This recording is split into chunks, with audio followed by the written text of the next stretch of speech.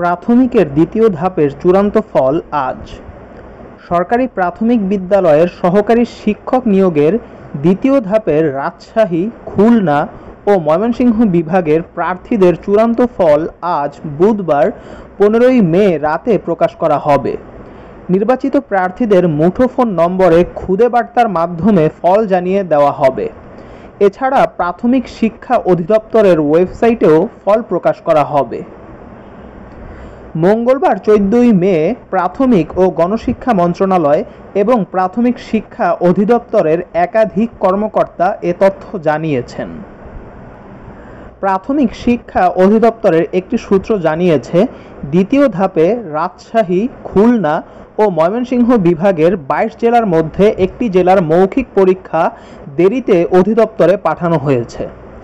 এ কারণে ফল তৈরিতে কিছুটা বিলম্ব হয়েছে। তবে সব বাধা অতিক্রম করে সামগ্রিক ফলাফল তৈরির কাজ শেষ করেছে বাংলাদেশ প্রকৌশল বিশ্ববিদ্যালয়, বুয়েট। এ বিষয়ে জানতে চাইলে প্রাথমিক ও গণশিক্ষা মন্ত্রণালয়ের সচিব ফরিদ আহমেদ বলেন, সবকিছু ঠিক থাকলে দ্বিতীয় ধাপের চূড়ান্ত ফল বুধবার প্রকাশিত হবে। এর আগে গত 2 ফেব্রুয়ারি 3 বিভাগের 22 জেলার পরীক্ষা অনুষ্ঠিত হয়।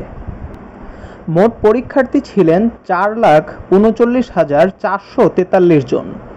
গত 20 ফেব্রুয়ারি প্রকাশিত ফলে 20,647 জন উত্তীর্ণ হয়েছেন। এসব প্রার্থী পরবর্তীতে মৌখিক পরীক্ষায় অংশগ্রহণ করেন। 2023 সালের 28 ফেব্রুয়ারি রংপুর, সিলেট এবং বরিশাল বিভাগের ক্লাস্টের বিজ্ঞপ্তি প্রকাশিত করে অধিদপ্তর। এরপর 22 মার্চ রাজশাহী, খুলনা ও ময়মনসিংহ বিভাগের বিজ্ঞপ্তি প্রকাশ করা হয়। এরপর 17 জুন ঢাকা ও চট্টগ্রাম বিভাগে নিয়োগের জন্য বিজ্ঞপ্তি প্রকাশ করা হয়।